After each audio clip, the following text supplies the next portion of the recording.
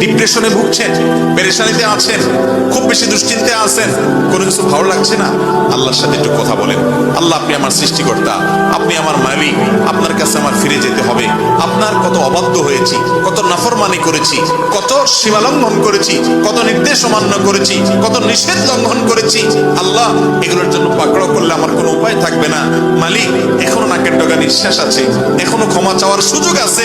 আপনি ক্ষমা চাইলে ক্ষমা করে দেন। আমি তওবা করছি, আর কখনো নির্লজ্জ কাজ করব না, আপনার নাফরমানি করব না। আপনি আমার অমুক পাপটা মাফ করে দেন, তমুক পাপটা মাফ করে দেন, আমাকে পাপ থেকে বাঁচায় রাখেন। আল্লাহ, আপনি আমাকে হেফাজত করেন। আপনি হেফাজত না করলে আমি নিজে নিজে বাঁচতে পারবো না। মালিক, আপনি রহম করেন। আল্লাহর সাথে একটু কথা বলেন। আল্লাহর কসম, সালহাতুস সঙ্গে বুদি দিল খারাস, আজমুদে এক জামানা খাকে বাস। পাথর হয়ে বহুদিন ছিলেন ভাই, একটু আল্লাহর সাথে কথা বলেন, চোখের পানি ফেলেন, দোয়া করেন। বিশেষ করে ভোর রাতের দোয়া, ভোর রাতের দোয়া, এটা গুলি মিস হলে মিস হয় না।